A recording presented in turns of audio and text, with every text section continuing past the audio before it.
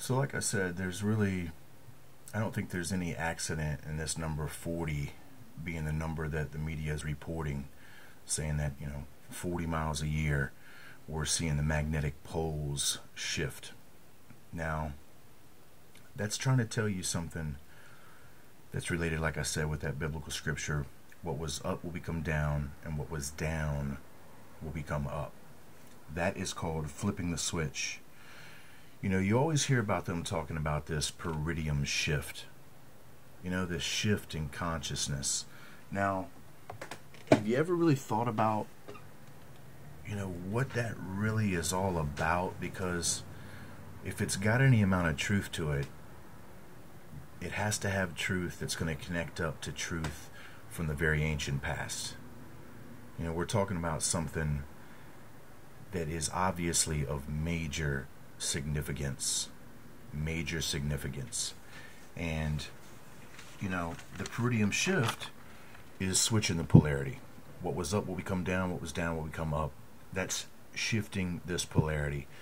As we know, we have this equation now.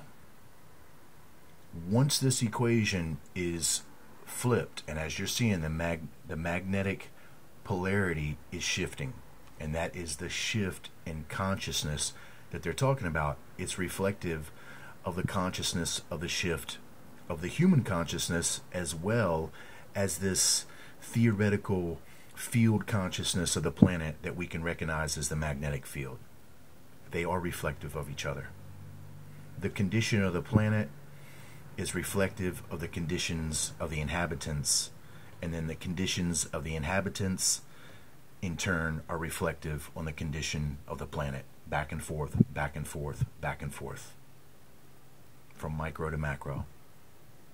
So you can obviously see that we literally are seeing the signs of the fulfillment of the biblical prophecy. That which was up will become down, that which was down will become up. Now, who's down? And it's the very same ones that are down that want to come up. And of course, come on, we know what we're talking about. We're talking about the locust. This is, of course, what the Bible calls or uses as an allegorical symbol, describing these beings that are under the ground, as locusts come forth from underneath the ground. And then we know from the legends that all of this is going to relate back to some supposed master race. We can link it back to Atlantis, and then we could link this Atlantis civilization back up to Job chapter 38. Of course, when all the sons of God shouted together for joy, along with the morning stars, this was at the very foundations of the world before the rebellion happened. And then once the rebellion happens, then we get the legend of the destruction of this fabled city Atlantis.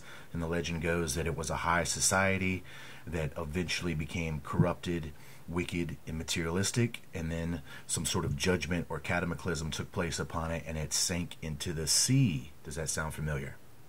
That these beings now are into the abyss, sunken into the abyss. This Atlantis civilization story is of a remembered reality of a time when the sons of God were upon the earth and they had created high civilizations. Even a time before the rebellion, these civilizations were on earth. All of that relates back to the legend of Atlantis. And this, of course, will again relate back to the biblical flood story with this sinking into the abyss.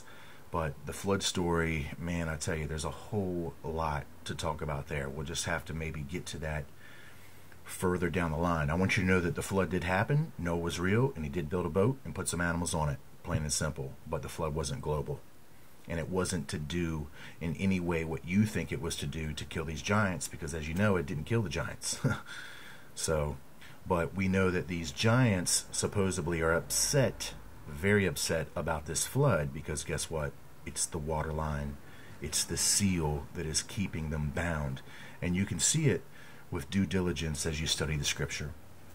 So, just looking at these numbers again, 40 times 3,600, which is the Nibiru orbit, will translate all the way on down here to the 13th Baktun, equals 144,000 days. I'll be back.